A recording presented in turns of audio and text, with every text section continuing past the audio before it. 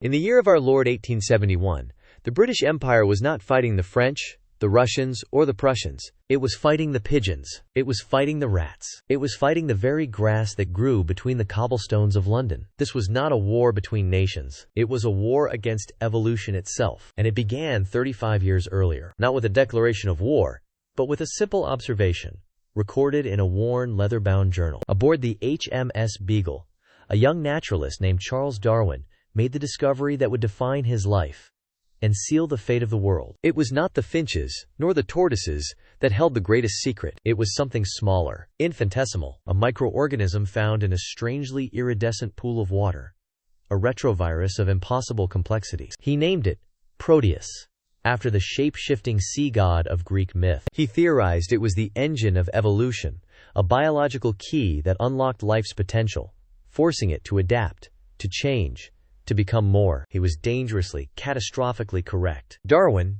driven by a feverish need to understand, brought sealed samples back to the Royal Society in London. For years, the Proteus virus lay dormant, a subject of academic debate locked away in lead-lined vials, until one foggy November evening in 1859. A dropped tray, a shattered vial, a single, careless breath. The initial outbreak was silent, masquerading as a common cold. London coughed, and the world held its breath, unaware that it was not a sickness spreading through its veins, but a new genesis. The virus was not lethal to humans. It did something far more terrifying. It began to rewrite the very blueprint of life, a divine power wielded with a terrifying lack of prejudice. The first reports were dismissed as madness, hysteria, drunken tales from the city's underbelly, rats in the London sewers growing to the size of mastiffs, ivy that could shatter brick with its relentless growth. But then came the whispers from the East End, of common garden roses that, when cut, would not wilt, but writhe and bleed a thick,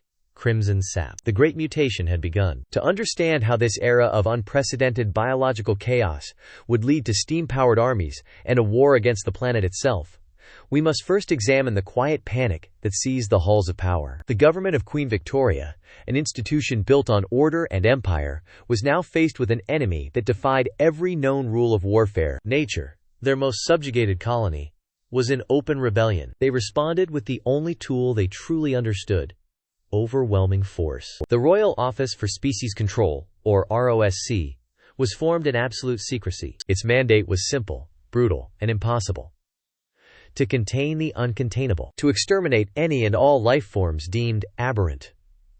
The city was carved into zones. Green zones were deemed safe, under constant patrol. Amber zones were volatile, subject to nightly purges. And then there were the red zones.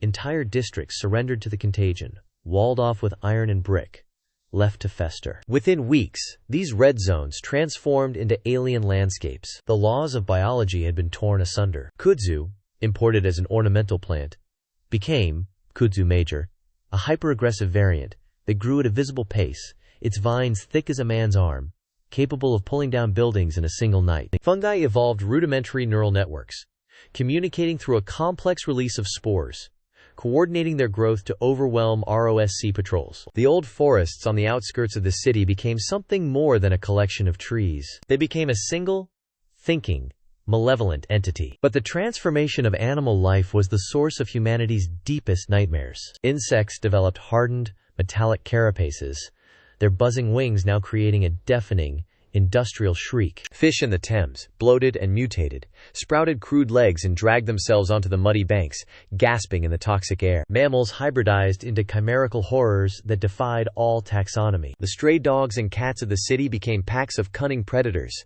their forms shifting with each new generation, each one more adapted to the urban war zone. Humanity was no longer at the top of the food chain. It was merely a dwindling presence in a world gone mad. The ROSC's iron fist seemed to hold the chaos at bay, a thin red line of fire and steel against an endless tide of mutation. But they were fighting a war on a million fronts, against an enemy that changed its form every hour. They were fighting evolution itself, and they were about to discover that the Proteus virus had saved its most terrifying mutation for humankind. The first case was reported from a lockdown hospital in Whitechapel. A patient, long suffering from the lingering Proteus infection, had ceased screaming. He had become utterly silent. When the doctors dared to enter his room, they found him changed. His skin had taken on a ceramic smoothness, His bone structure subtly altered. He was no longer recognizably human. He was something new, something ascendant. This single event had a terrifying, unforeseen consequence, one that would shatter the human resistance and redefine the very meaning of the war. The revelation of human mutation fractured what was left of society. The ROSC, in its brutal calculus, declared these changelings to be the ultimate threat. A fifth column, a corruption of God's perfect form. Their purges, once aimed at monstrous animals, were now turned upon their own kind. Any citizen showing signs of advanced infection was dragged from their home. This sparked a new, internal war. Radical naturalists, calling themselves the Edenites, saw the changelings as the next stage of evolution, a divine ascension. They began to shelter the mutated, forming underground networks and fighting vicious guerrilla actions against ROSC patrols in the city's labyrinthine sewers and forgotten tube tunnels. The world was now locked in a three-way conflict. The static, terrified remnants of humanity, led by the ROSC, the ever-changing, infinitely adaptable horrors of the natural world, and the nascent, mysterious civilization of the changelings. Technology was forced to evolve at a breakneck pace. The Industrial Revolution was weaponized. Lord Kelvin's theories were twisted into weapons of extermination. Tesla-inspired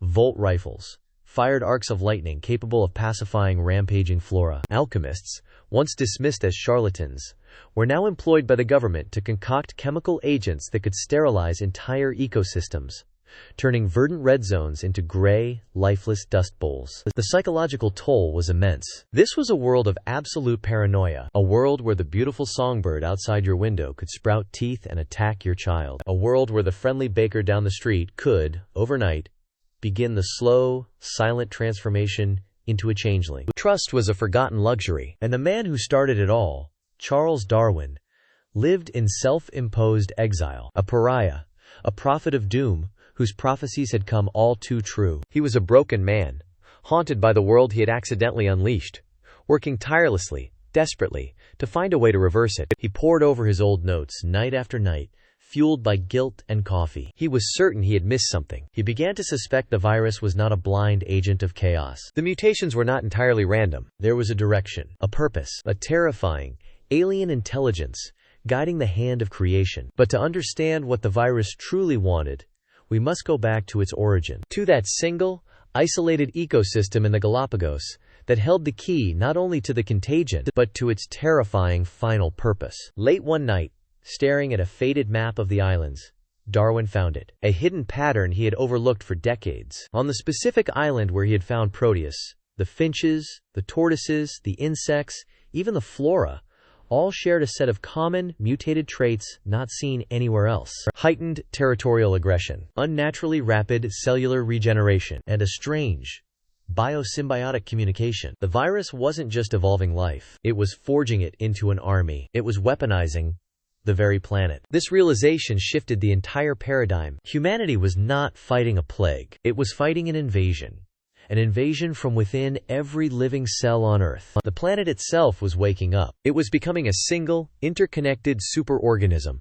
what Darwin morbidly began to call Gaia. The mutated forests were its nervous system. The vast, underground fungal networks were its synaptic pathways, transmitting information faster than any telegraph. And the endless hordes of mutated creatures, they were its antibodies. And humanity, the species of concrete and iron, the species that refused to change, was now perceived as the disease. Gaia's immune system had been activated, and its sole purpose was the complete and utter eradication of Homo sapiens. The Gaetian War was a conflict of impossible scale. Weather patterns were weaponized. Tectonic plates were subtly shifted by the immense pressure of subterranean fungal colonies, triggering earthquakes in major population centers. The world humanity knew was being actively, intelligently erased. London, the epicenter of the outbreak, became the final bastion of the old world. The ROSC, pushed to the brink of extinction, prepared to deploy its ultimate sanction, the salt of the earth device, a massive atmospheric disperser,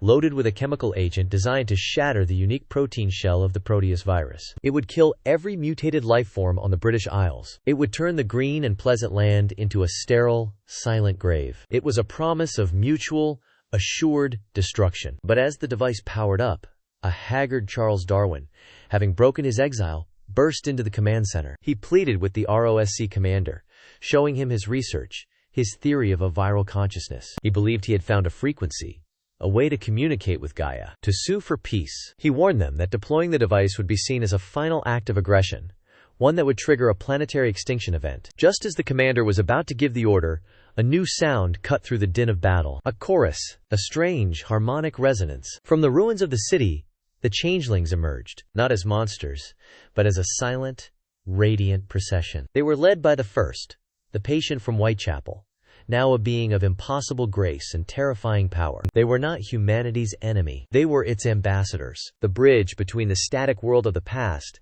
and the dynamic, terrifying world of the future. The final choice was laid bare: to press the button and embrace a clean, silent oblivion, or to take a hand offered by a post-human child and step into a future they could not possibly comprehend. To trust the monster they had become, to save them from the monster they had created. The button was never pushed. A truce was forged in the ruins of the old world. Humanity survived. It did not win the war. It had been assimilated. It was no longer the master of the planet, but simply another thread in Gaia's ever-changing tapestry. A species humbled, forever living in the shadow of its own creation.